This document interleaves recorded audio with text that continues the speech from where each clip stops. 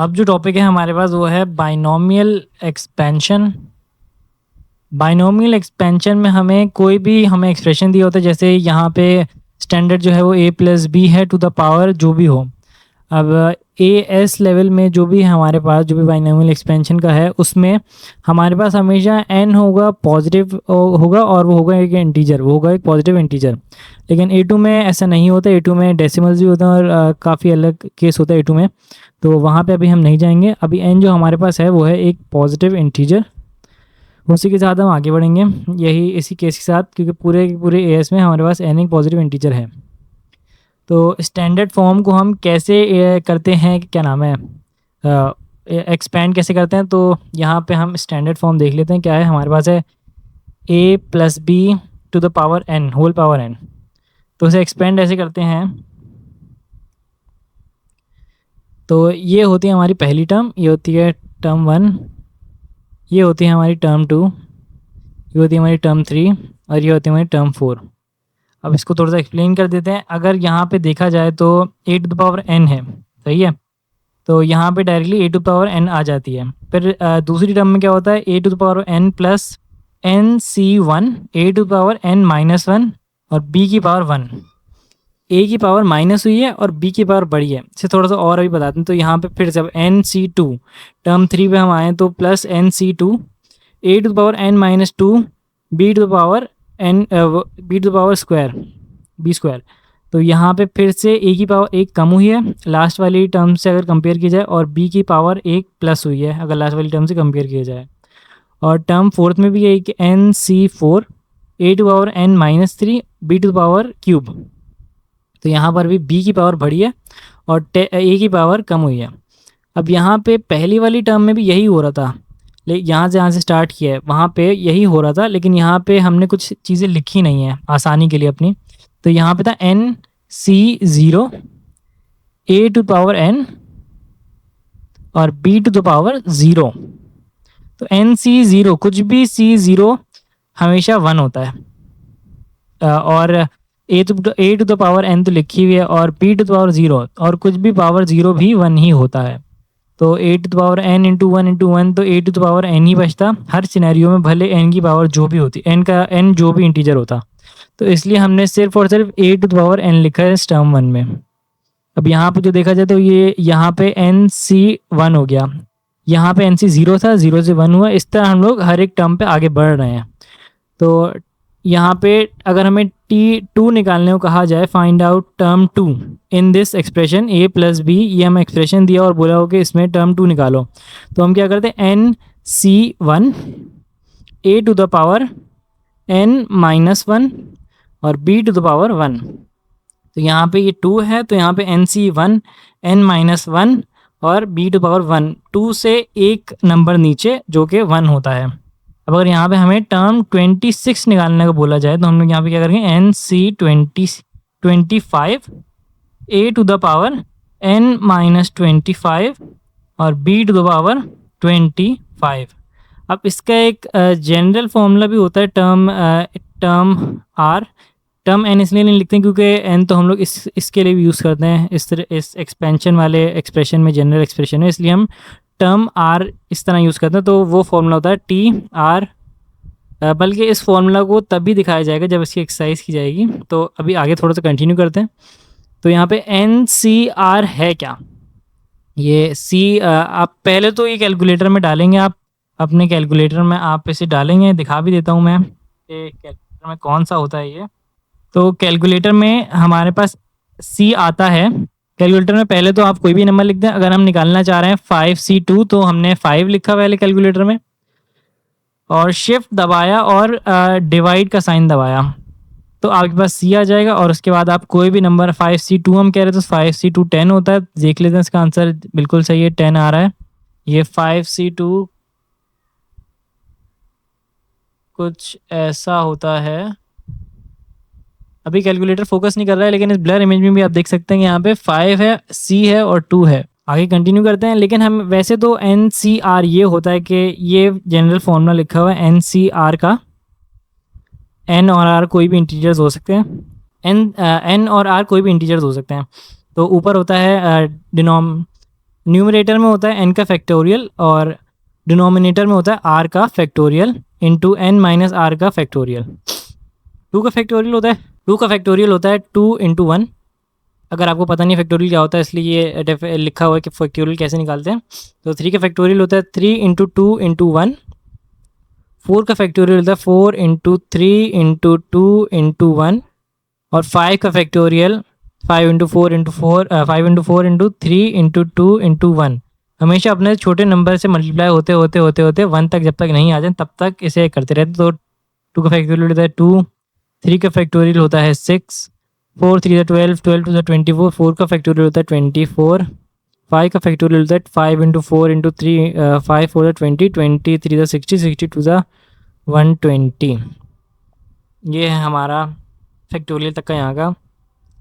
अब यहाँ पे आपको जो a plus B whole square का जो जनरल फार्मूला दिखाया जाता है वो भी इसी हमारे जनरल फार्मूला बाइनोमियल एक्सपेंशन की जनरल फार्मूला से ही निकाला जा सकता है, बल्कि निकाला गया है। आपको बस डायरेक्टली याद करा दिया गया था बिना किसी रुकावट के।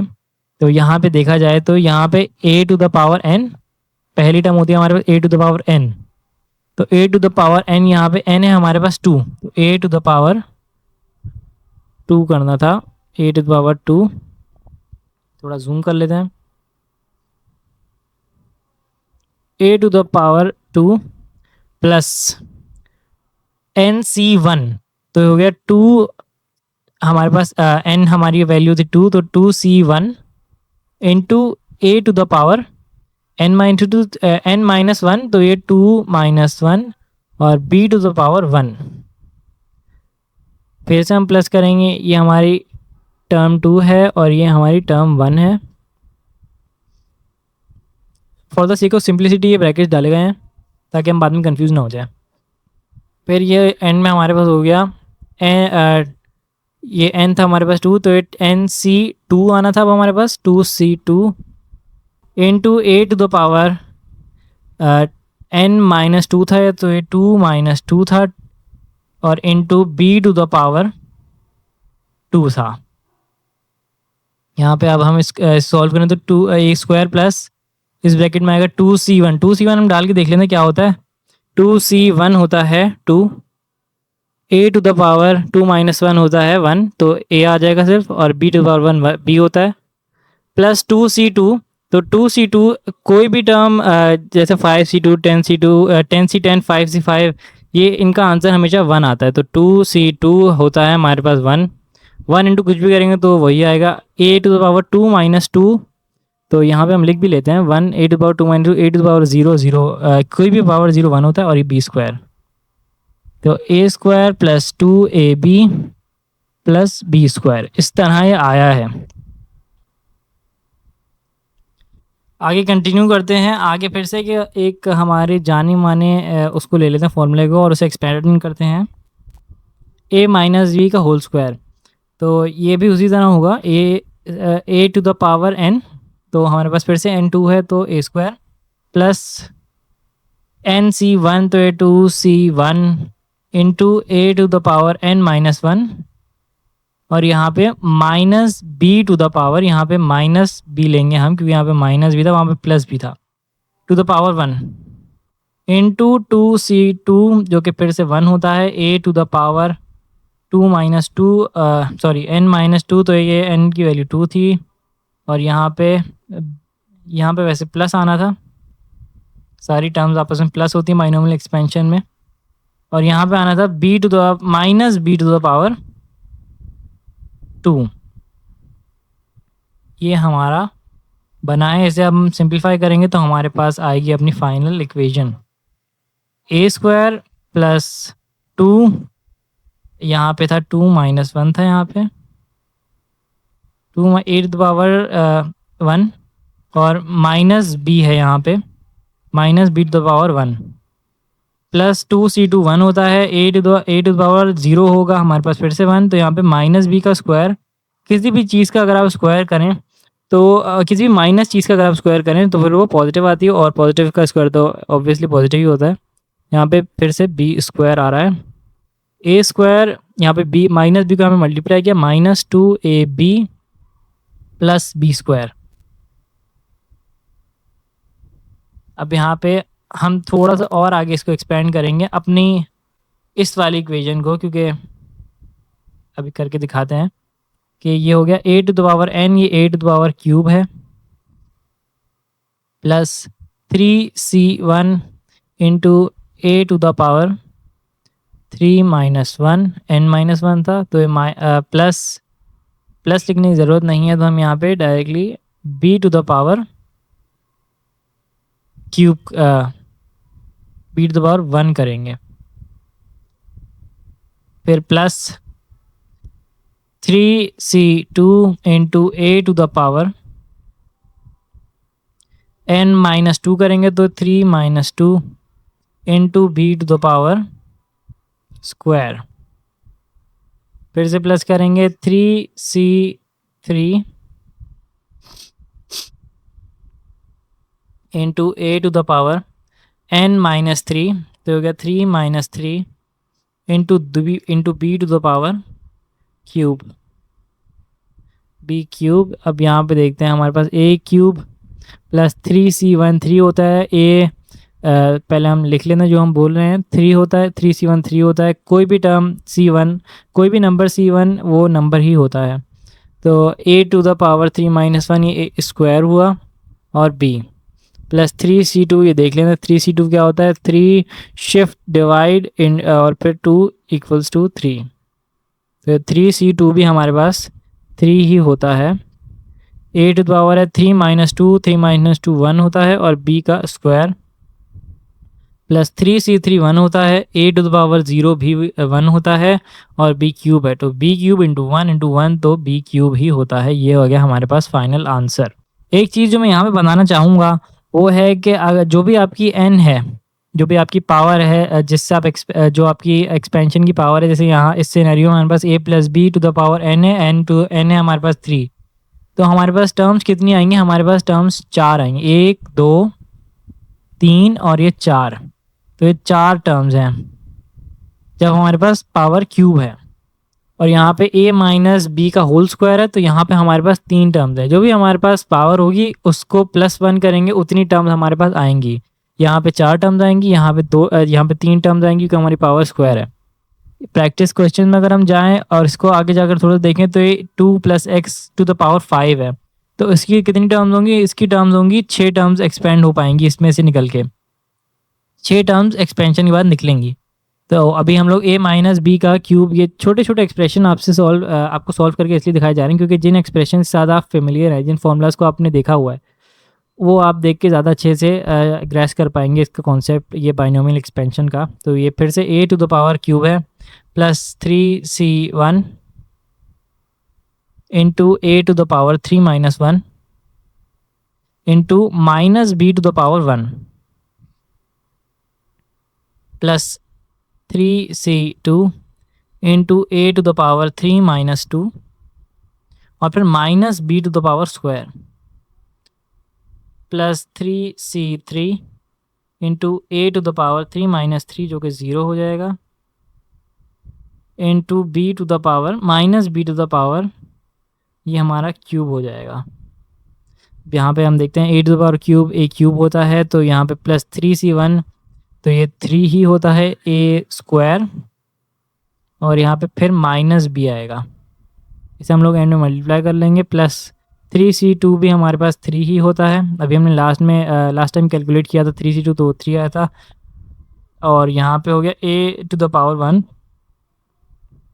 और माइनस बी की पावर का स्क्वायर किया जाएगा तो माइनस हट जाएगा और बी स्क्वायर आ जाएगा, प्लस 3c3 1 होता है, ए टू पावर 0 भी 1 होता है, और यहाँ पे फिर माइनस बी का क्यूब आ रहा है, माइनस बी क्यूब। अब हम एंड में अपना आंसर लिखते हैं A cube minus 3a square B plus 3ab square minus B cube. ये है हमारा final answer a minus B का होल क्यूब की एक्सपेंशन का। अब कुछ प्रैक्टिस क्वेश्चंस को कर लेते हैं। यह है 2 + x का 2 + x टू द पावर 5 और ये कह रहे हैं expand to the 4th term. थोड़ा सा ऊपर कर लेते हैं। तो यहाँ पे अगर हम करेंगे, ये हमारा a हो गया, ये a है और ये b है। अब यहाँ पे a to the power n, तो 2 टू द पावर 5 प्लस, अब सेकेंड टर्म की तरफ चलते हैं, 5c1 into a to the power n-1, तो 5-1 a टू द a है हमारे पास 2, तो 2 टू द पावर 5-1 4 होता है, डायरेक्टली यहाँ पे 4 लिख लेना है, into x to the power 1 to the expand to the fourth term. यहाँ पे ग्रामेटिकल मिस्टेक है, उसे इग्नोर करें प्लीज़। प्लस 5c2, यहाँ पे हमारे पास आएगा a टू द पावर 5-2, तो और a है हमारे पास 2, तो यहाँ पे अब हम लिख देंगे, डायरेक्टली 3 लिख लेते हैं क्योंकि हमें पता है इतनी छोटी कैलकुलेशन दिखाने की ज़रूरत नहीं है। एक्स स्क्वायर कर लेंगे और आगे चलेंगे, हमें 4 टर्म्स तक एक्सपेंड करना था और ये चौथी लास्ट टर्म है 5c3 प्लस सॉरी ये मल्टीप्लाई का है और यहाँ पे गलती से प्लस डाला गया है, into 2 to the power square 2 square और ये x to the power cube. और यहीं पे ये 4 टर्म्स हो गई हैं। अब हम इन्हें सिंप्लीफाई करेंगे और अपना आंसर देंगे। यहाँ पे वैसे फॉर योर इन्फॉर्मेशन यहाँ पे 2 + x टू द पावर 5 है, इसका मतलब यहाँ पे कितनी टर्म्स आनी चाहिए थी, यहाँ पे टोटल एक्सपेंशन में 6 टर्म्स होनी चाहिए थी। तो 2 टू द पावर, अभी चेक कर लेते हैं, 2 to the power 5 32 plus 5c1 5 होता है, ये 5 इंटू 2 टू द पावर 4, ये हो गया 16 इंटू x प्लस 5c2, मेरे ख्याल से 5 ही होता है लेकिन डबल चेक करने में कभी कोई नुकसान नहीं होता। 5c2 10 होता है, अच्छा कि डबल चेक हो गया। 10 इंटू 2 टू द 2 का क्यूब हमारे पास 8 होता है, इंटू 8 इंटू एक्स का स्क्वायर प्लस 5c3 हमारे पास फिर से शायद 10 होता है लेकिन डबल चेक हमेशा करना चाहिए। 5c3 हमारे पास 10 ही होता है, 10 इंटू 2 का स्क्वायर 4 इंटू एक्स का क्यूब, तो हो गया 32 प्लस 5 इंटू 16 80x प्लस फिर से 80x square plus 10 into 4 is 40x cube. ये हमारा हो गया फाइनल आंसर। इसे अगर आप रीअरेंज करके लिखना चाहें, नहीं लिखना चाहें, कोई फ़र्क नहीं पड़ता, ये हमारा फाइनल आंसर है। अब अगले पे जाते हैं 2 - x का 2 - x होल पावर 6 पे। यहाँ पे a to the power n है, a हमारे पास 2 है, 2 टू द पावर 6 प्लस हमारी सेकंड टर्म, ये हो गया 6c1 इंटू a की पावर n-1। तो यहाँ पे a हमारे पास 2 है और n हमारे पास 6 है, तो 2 टू द पावर 5 होगा। 6 - 1 5, n-1 6 - 1 इंटू माइनस एक्स, यहाँ पे -x की power 1 plus 6c2 into 2 to the power 4 into -x की पावर स्क्वायर। ये -x लिखना काफ़ी ज़रूरी है क्योंकि ये हमारे पूरे इक्वेशन को चेंज करके रख देगा एंड में। इस माइनस से जब हम मल्टीप्लाई करेंगे कहीं कहीं चेंज होगी चीज़ें। फिर से प्लस करते हैं और ये हमारी लास्ट और final term 6c3 into 2 to the power cube into -x to the power cube. अब यहाँ पे 2 टू द पावर 6 कितना होता है, 2 टू द पावर 6 होता है 64 प्लस, अब इस पूरे के पूरे को अगर हम लोग डाल लें, इस पूरे के पूरे को अगर हम कैलकुलेटर में डायरेक्टली डाल लें और उसकी वैल्यू लिख लें तो उसमें कोई मसला नहीं है। तो हम डायरेक्टली डाल लेते हैं कि 6 शिफ्ट डिवाइड्स को दबाएंगे तो c हो जाएगा, तो इंटू 2 टू द पावर 5 क्योंकि 192x, तो ये -x था तो हम लोग डायरेक्टली माइनस भी मल्टीप्लाई कर लेते हैं, -192x। अब अगला है हमारे पास 6c2 into 2 to the power है 4 और ये हो गया। अब यहाँ पे माइनस एक्स था लेकिन हमारे पास एक्स के ऊपर स्क्वायर डला हुआ था, तो ये माइनस माइनस प्लस हो जाएगा और ये जगह प्लस 240x स्क्वायर, यहाँ पे 40 है, प्लस हमारी लास्ट टर्म, प्लस प्लस वैसे लिखना तो नहीं चाहिए क्योंकि माइनस आने वाला है, 6c3 into 2 the power cube आ गया है -160x3। ये हमारे पास फाइनल आया है इस वाली एक्सपेंशन में। अब एक नोट के a plus B to the power x whole power n होगा, तो असेंडिंग पावर्स ऑफ x होंगी, तो पहले x आएगा, x टू द पावर 0 आ सकता है, फिर x टू द पावर 1, फिर x टू द पावर 2 और इस तरह करके हम लोग आगे बढ़ेंगे। लेकिन अगर ax plus B whole power n होगा तो ऐसे होगा कि x की पहले सबसे बड़ी पावर आएगी जो n है, फिर x to the power n minus 1 होगी, फिर x to the power n minus 2 होगा, हो सकता है n माइनस 1 n माइनस 2 की जगह एक ही स्टेप होगा। लेकिन अब आगे चलते हैं, फाइंड द फर्स्ट 4 टर्म्स। अब यहाँ पे X square plus 1 upon X whole power 5 है। अब यहाँ पे हमारे पास a है एक्स स्क्वायर और b है हमारे पास 1 अपॉन एक्स और n है हमारे पास 5।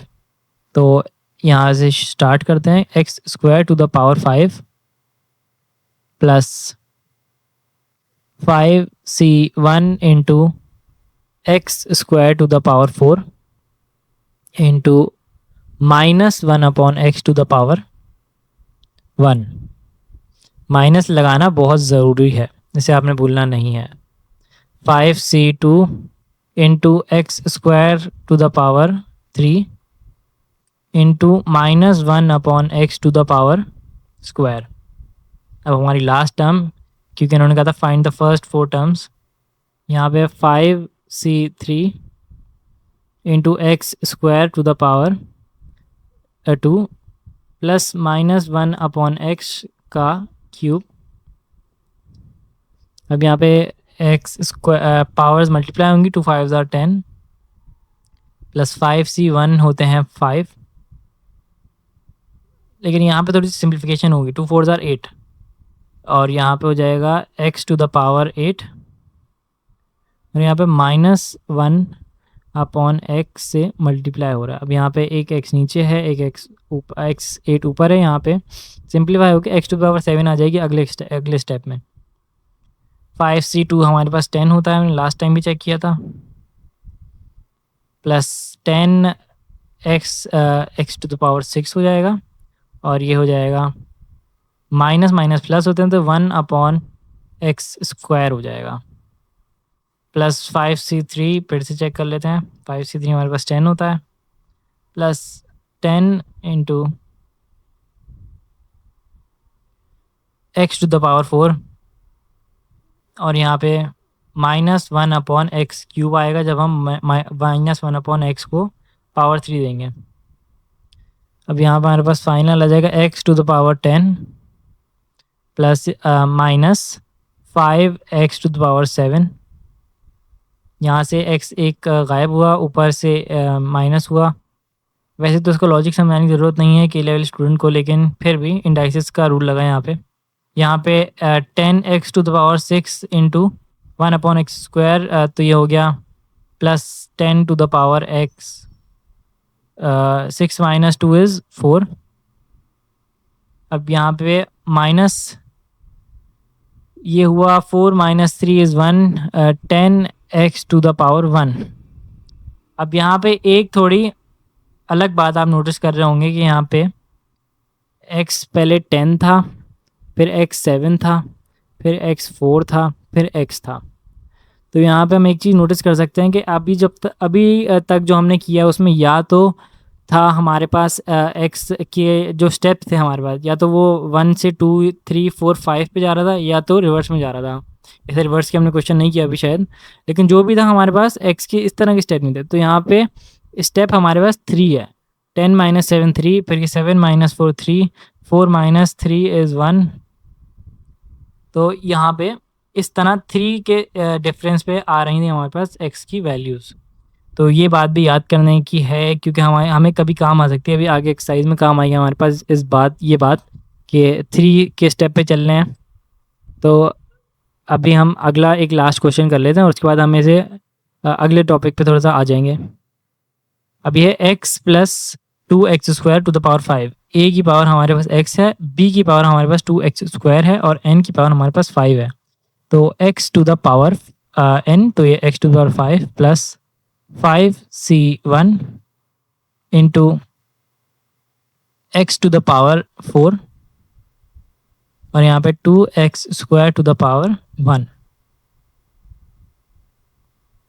Plus 5c2 into X to the power पहले 4 थी, अब यहाँ पे 3 हो जाएगी, x³ into 2x² to the power 2।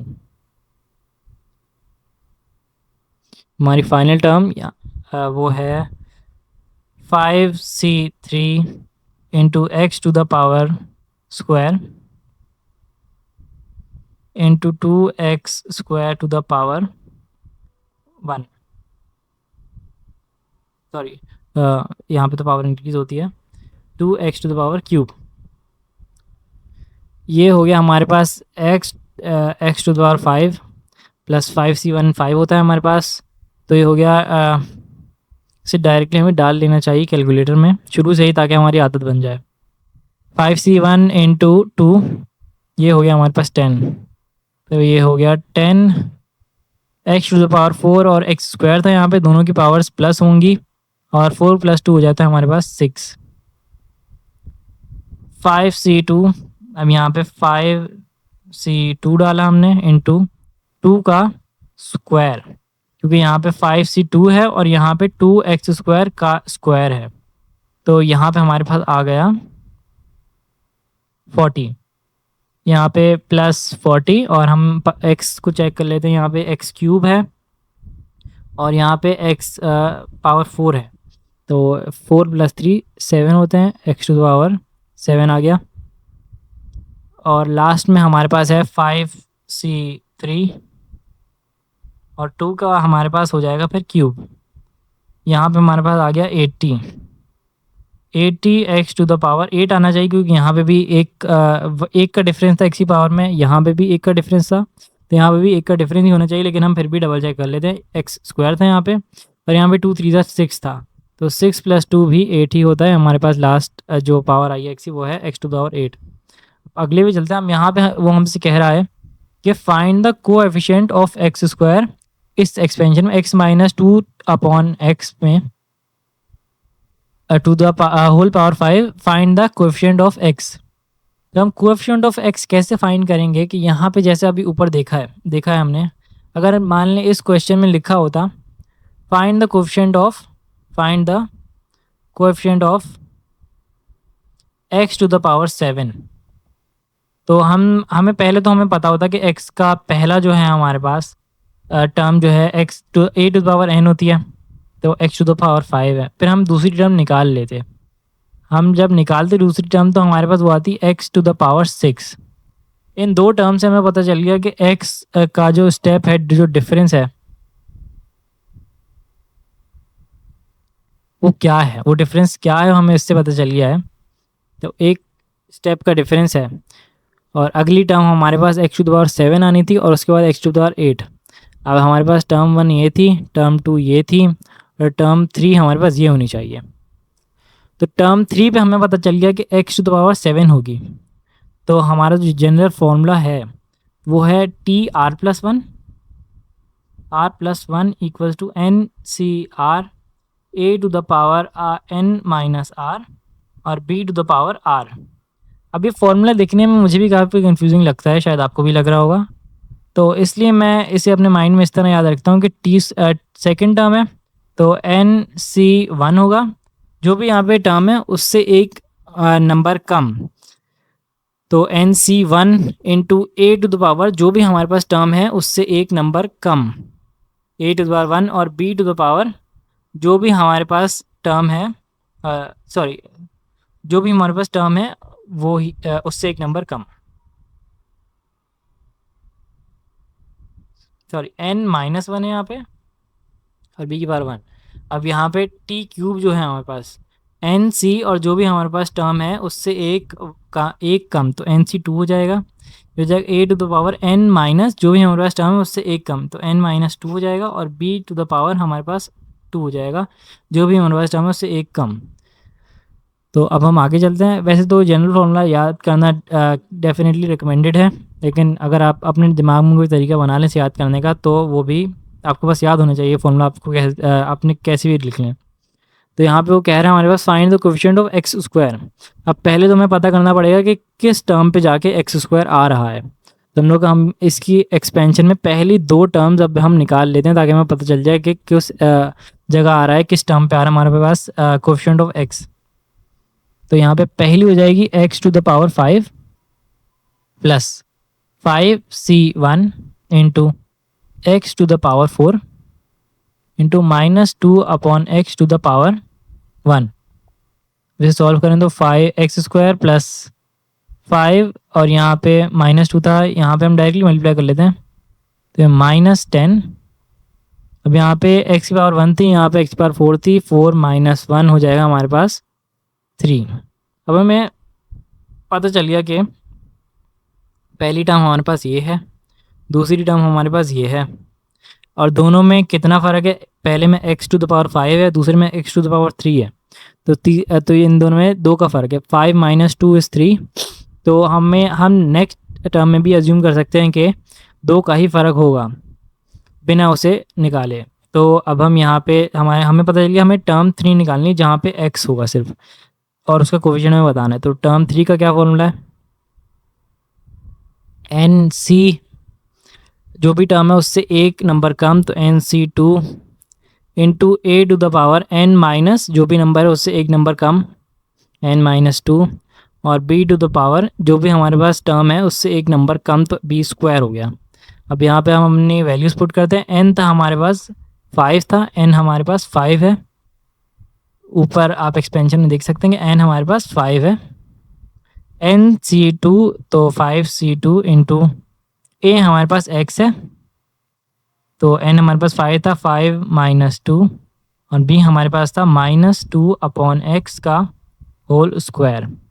5C2 10 होता है और 5C2 10 होता है, एक बार डबल चेक कर लेते हैं। 5C2 इज 10, 10 इंटू -2 तो ये -20 और यहाँ पे x to the power 5 - 2 x to the power 3 है, यहाँ पे x² है। 3 - 2 इज ओनली x। यहाँ पे coefficient of x² x is -20। अब यहाँ पे हमें कहना है कि find the term independent of x जिसमें x की पावर 0 हो, जिसमें x हो ही नहीं। x टू द पावर 0 1 होता है क्योंकि, तो वो हमें फाइंड आउट करनी है जिसमें x टू द पावर 0 हो। पहली टर्म हमारे पास आ जाएगी, ये है हमारे पास a, ये है हमारे पास b और n की वैल्यू है हमारे पास 6, तो x² to the power 6 plus 6c1। हम पहले की दो टर्म निकालना है ताकि हमें स्टेप पता चले किस स्टेप से x की पावर माइनस हो रही है या प्लस हो रही है। तो ये हो गया 6c1 into x² to the power 5 into plus 1 upon 3 x, इसकी पावर 1 होगी हमारे पास। तो ये है x 2 6 r 12 x to the power 12। यहाँ पे है 6c1 है 6 और x² into 5 to the power x हो जाती है हमारे पास 10, x की पावर 10 और नीचे भी एक x है, तो हमारे पास 10 - 1 हो जाएगा 9। पहली टर्म हमारे पास है 6 अपॉन ये 3 भी होगा, 3 1 3 3 2 6 और हमारे फाइनल आएगी 2x टू द पावर 9। तो किस स्टेप से माइनस हो रहे हैं हम x की पावर में, वो है पहले 12 था, 12 - 9 करेंगे वो तो चल जाएगा x, तो हमारे पास 3 आना चाहिए। तो 3 स्टेप से माइनस, अगली हम अज्यूम कर सकते हैं x की पावर होगी कि 6 होगी, उसके बाद 3 होगी, उसके बाद x की पावर 0 होगी और यही हमें चाहिए। तो ये किस टर्म पे आ रहा है? ये है टर्म 1, टर्म 2, एक्स की पावर 6 टर्म 3, एक्स की पावर क्यूब टर्म 4 और X to independent of X की पावर 0 वो है टर्म 5। तो टर्म 5 जनरल फॉर्मूला पहले लिख लेंगे, NC4 into A to the power n minus 4 और b टू द पावर 4। यहाँ पे हम a b और n की वैल्यूज पुट करेंगे। ये हो गया 6c4 इंटू a है हमारे पास x square, n minus 4 is 6 minus 4 और b की पावर b है हमारे पास 1/3 और यहाँ पे हमारे पास 3 के साथ x है, 1/3 के साथ x नहीं है, टू बी क्लियर। यहाँ पे 1/3x है, यहाँ पे है हमारे पास 4 और यहाँ पे हम करेंगे 6c4, 6 शिफ्ट c4, ये हो गया 20, 3 की पावर 4, ये हो गई 80, ये हो गई पहले तो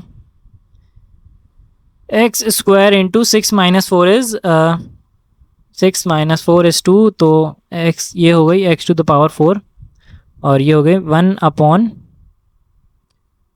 का क्यूब है, 3 टू द पावर 4 है 81 x टू द पावर 4, ये x4 कैंसिल हुए। तो हमारे पास coefficient of find the term independent of x में वो होगा 20/81।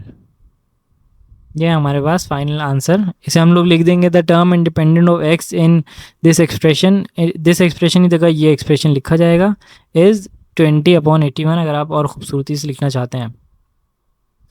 अब ये थोड़ा सा डिफरेंट तरह का क्वेश्चन आया है कि find the coefficient of x to the power 6। अब यहाँ पे ये क्वेश्चन हमने किया हुआ तो है, लेकिन यहाँ पे जो आया है हमारे पास एक और चीज़ यहाँ पे हमारे इस एक्सपेंशन वाले एक्सप्रेशन से मल्टीप्लाई हो रही है। जो मल्टीप्लाई हो रही है वो है 1 + 2x माइनस एक्स स्क्वायर। तो अब यहाँ पे कुछ पॉसिबिलिटीज़ हैं कि कहाँ पे जाके हमारा कौन कौन सी टर्म पे आ रहा है हमारा। पहले तो अगर कोई भी दो टर्म्स जिनमें x मल्टीप्लाई हो रही है तो वहाँ पे x की पावर प्लस हो जाती है, ये हमें अपने माइंड में रखना है। तो अगर हम लोग अपनी पहले तो निकाल लेते हैं कि कौन से टर्म में हमारे पास x6 आ रहा है। तो यहाँ पे पहली टर्म होगी 2 to the power 6 plus 6c1 into 2 to the power 5 into X to the power 1, तो हो जाएगा 2 टू द पावर 6 होता है हमारे पास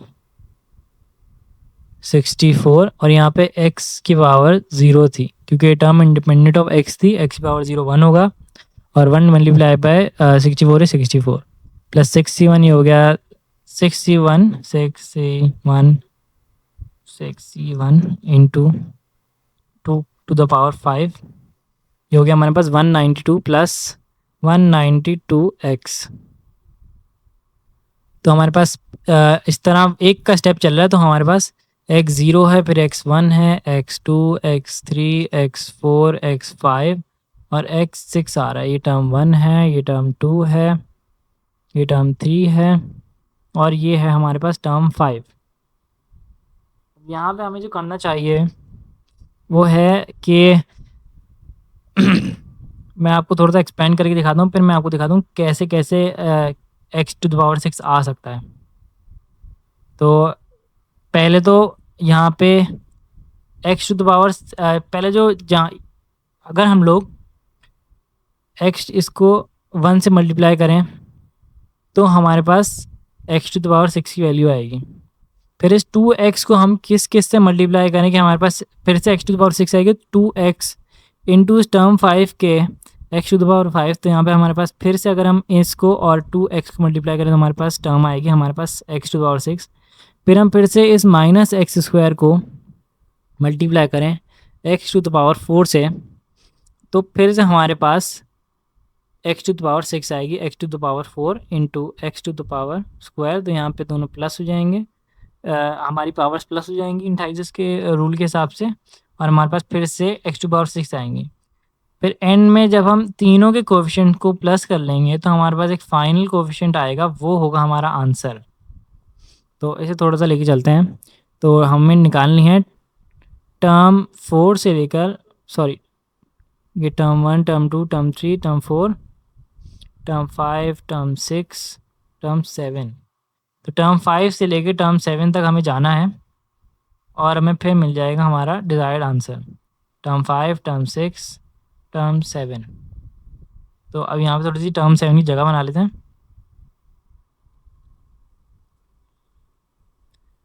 तो टर्म 5 है हमारे पास NC4, तो 6C4 है हमारे पास, 6C4 into A to the power a हमारे पास 2, तो 2 to the power 6 minus 4 n-4, तो 6 minus 4 into x to the power 4। यहाँ पे हम लिख लेते हैं, ये आएगा हमारे पास 6C4 6 shift divide C4 into 2 to the power 6 minus 4, तो आएगा 60 x टू द पावर 4। तो यहाँ पे t टू द पावर अभी 6 निकाल लेते हैं, 6C5 into 2 to the power 6 minus 5 into x to the power 5 equals to, इसे हम डाल लेते हैं 6 माइनस, कैलकुलेटर में चेंज करेंगे वैल्यूज़, ये हो गया 12x to the power 5। Last term हम निकालेंगे हम 6C6 into 2 to the power 6 minus 6 to the power 0 हो जाएगी, 6 minus 6 into x to the power 6 या 6 इंटू, तो ये हो गया x टू द पावर 6, ये सिर्फ यही आ रही है। अब यहाँ पे हम अपना लिखते हैं कि 1 plus 2x minus X square into 60x to the power 4 plus 12x to the power 5 plus x to the power 6। अब हम इस 1 को मल्टीप्लाई करेंगे जब x square x to the power 6 है, तो x टू द पावर 6 आएगा। अब हम वो टर्म्स लिख रहे हैं जो हमें लिखनी चाहिए, जिससे हम अपना आंसर फाइंड कर लेंगे। ये 2 प्लस 2x को मल्टीप्लाई करेंगे जब हम 12x टू द पावर 5 से, तो ये होगा 2 इंटू 12 इज 24, दोनों प्लस में है तो 24x टू द पावर 6। अब ये माइनस 2x और plus 60x to the power 4 को मल्टीप्लाई करेंगे आपस में, तो आएगा minus 60x to the power 6। अब प्लस माइनस करेंगे और अपना फाइनल आंसर लिखेंगे, 1 plus 24 minus 60 is equal to minus 35 x to the power 6। और यही है हमारी find the coefficient of x to the power 6, ये है हमारा coefficient of x to the power 6।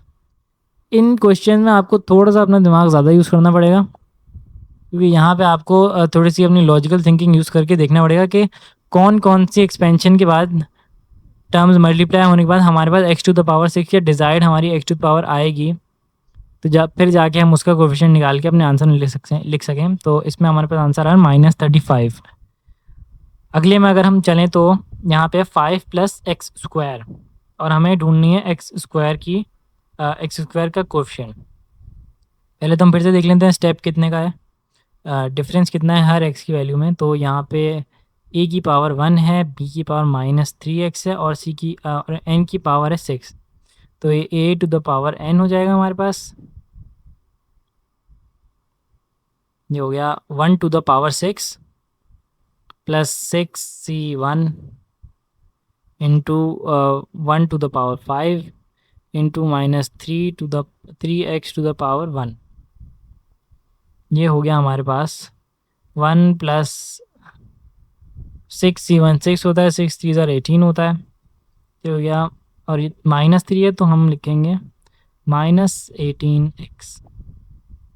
पहले में हमारे पास आ रहा था x टू द पावर 0, दूसरे में x टू द पावर 1 और तीसरे में x का स्क्वायर आना चाहिए।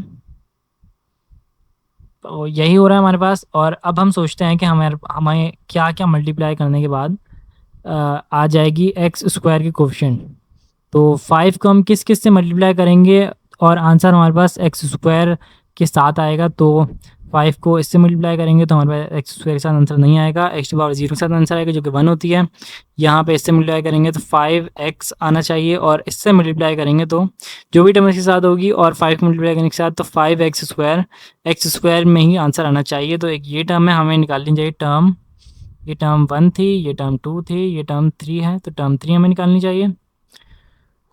और हमें निकालनी चाहिए एक्स स्क्वायर किससे मल्टीप्लाई होगा कि हमें वो फिर से एक्स स्क्वायर ही दे। तो वो टर्म 0, ये एक्स टू पावर 0 जब मल्टीप्लाई होगा या 1 से मल्टीप्लाई होगा तो हमें निकालनी चाहिए टर्म 1 एंड टर्म 3। तो कर लेते हैं n की पावर 6, तो ये 6c2 इंटू ए है हमारे पास 1 टू द पावर 6 माइनस 2, और एंड में आएगा -3x to the power square.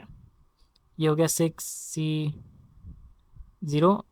हमारे पास पहली टर्म तो ऑब्वियसली 6c0, और यहाँ पे भी तो हम लोग a को ही a to the power n होती है हमारे पास पहली टर्म हमेशा। उसका लॉजिक मैंने शुरू में ही बताया था, अगर आपको याद नहीं है तो आप काइंडली वीडियो को रिवाइंड करें। 1 टू द पावर 6। अब यहाँ पे है 5 प्लस एक्स स्क्वायर, ये है 1, और इसका हम लोग आंसर ढूंढ लेते हैं। टर्म 3 का हमने आंसर, फाइनल आंसर नहीं लिखा था, 6 शिफ्ट c2 इंटू -3 का स्क्वायर, ये आ रही है